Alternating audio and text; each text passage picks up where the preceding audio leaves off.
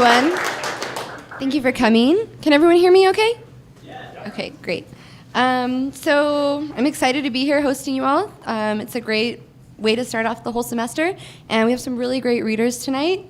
The first one is Olufunke Ogundimu.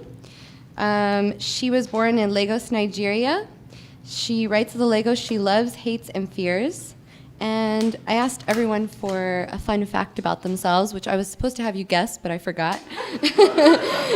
And hers is that she's afraid of wall geckos and loves sweets and ethnic jewelry. So, Funke, come on up.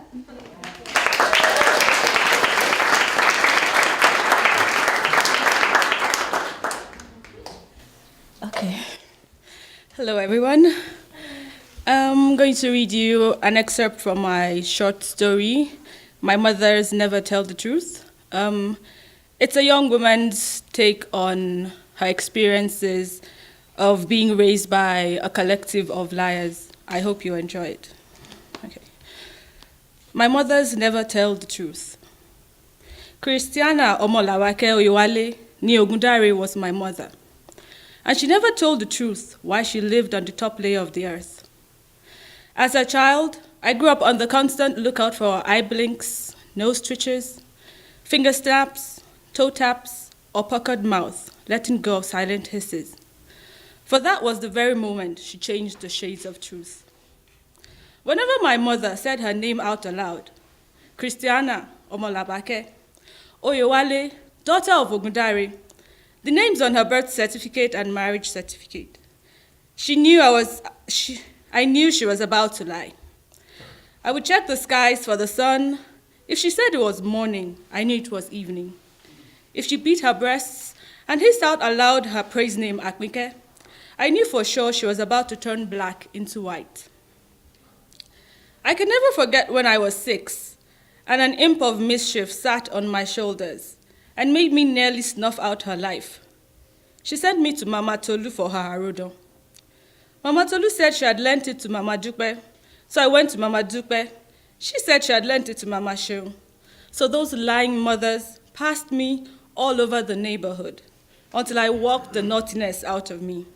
I became so tired, I could no longer carry the imp, and it jumped off my drooping shoulders. I found out years later that there's no such thing as an arodo. Lying mothers send naughty children out for arodos. Mother told me never to take sweets from Mama Tito. She's a bad woman, she said. But whenever Mama Tito offered me sweets, Mother begged me to collect them. I kept my shaking hands behind my back, shook my head at the sweets, and always said no. I could see Mother's pursed lips and blinking eyes behind Mama Tito. Mama Tito always laughed at me and put her sweets back into her bag. Her eyes told me she knew what was going on behind her. It was always mine or my mother's enemies that were responsible for all the wrongs in our lives. They put too much salt in her soup, sent cockroaches into her wardrobe to eat holes in her new dress, made rain fall on my 5th birthday party, made me bedwet till I was 11, or closed her womb to more children. Once, I was really naughty, really mad in the head. My heart was pumping stubbornness round my body. Mother called for me and I didn't answer. I let her shout for me thrice before I answered. Then I dragged my slippers on the ground as I walked to her. Mother told me to lift my feet up. I didn't. I must have grown 2 heads. She looked at me and said our enemies were mad for trying to make her angry. I told her we must have many enemies that didn't have work to do. She slapped me across the face and said, your enemies, my enemies are mad, not the child I carried for 10 months in my womb or breastfed for 2 years. Our enemies are mad. I shut my swollen jaw and agreed that our enemies were mad. Mother told me never to collect rainwater dripping from the roof in my palms. She said my hands will shrivel up.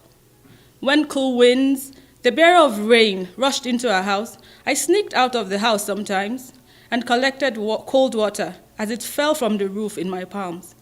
It ran down my arms and soaked my clothes. I'd run up and down the length of the house, dancing in the rain, jumping in fear every time thunder boomed, or rushed to strike a pose for lightning as it flashed across the rain-swollen night. When I started to shiver from cold, I slipped back into the house, but I checked my hands if they had shriveled. They never did. Eat the beans, Mother said, when I picked out the slivers of mackerel in beans pottage. It will make you tall. I'm shorter than most of my peers. Eat the locust beans in your vegetable soup, she said, when I left them on my plate. Good for your eyesight. I am short-sighted. Drink plenty of water. It will move your bowels, make your hair grow, and your skin glow. I've had my hair short since secondary school. Do not eat the eyes of fish, or you'll be stupid. I love the watery fat that dribbles out of them. I'm not stupid. I graduated with the first class. When I started menstruating, Mother said she had some truths to tell me. White bra and panties would only do for a clean girl. Dirty girls wear black. I love black underwear. Always wash your underwear in the morning. Lazy girls store them for weeks and wash them by the dozen. A comb, a talcum powder, lip gloss, and a shower cap should always be in a woman's bag. There's a time for boys. Study now. No man will marry a liability. There will be a time for condoms later. If a boy touches your breasts, one will go bigger than the other. If a boy sees and touches your panties, you will become pregnant. Never rely on a man completely. Stand on your 2 feet.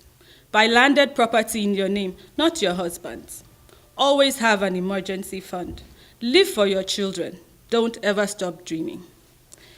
Mommy, my maternal grandmother, visited when her heart longed for us, and her heart pulled at her heart, and she pulled her up from her shop at Ikmori to her house at Ayilara. She came with a handbag filled with goodies, caramelized coconuts and groundnuts. She allowed me to climb all over her and weave her hair into sugared knots and snarls as I ate the sweets. During one of her visits, she told me her own version of truths. Don't use the tip of the broom to sweep. Sweep with the whole length of the broom. Put your back into the act. Put your back into all that you do in life. Iron your clothes. Add a couple of camphor balls to keep them smelling fresh. Your mother told me you started your menses, she said. Yes, ma, I nodded. Girls do not run after boys. Boys do the talking. Girls do the listening. And when you decide to listen, listen only if you're interested. Remember, what you do not want to eat, you don't smell. What if I want to smell, to take a closer look, to decide if I would like to eat, I said. Let me finish, then ask your question, she said. Your hair is your crowning glory. Take good care of it. A woman must have a handiwork. Everything isn't in a book. Learn a handiwork. Open your ears and eyes. Learn from your surrounding. Close your legs. It is your honor. Good soup is the way to a man's heart. Learn. The husband is the head of the house, but the woman is the neck and moves it wherever she wants. Save. Invest in 18-karat gold pieces. Good women eat the food of their children in old age. When she finished, I had forgotten all my questions. Once I took a crisp 100 naira note out of my mother's purse. I got back from school expecting her to use her tongue to peel skin off my body. She welcomed me home, served me lunch, and told me to do my homework. But she came into my room at night and woke me up with a slap on my thigh. Her eyes looked straight into mine. Child, a liar will one day become a thief, and a thief would one day become an armed robber, and will bring shame to the family. She tugged my ear.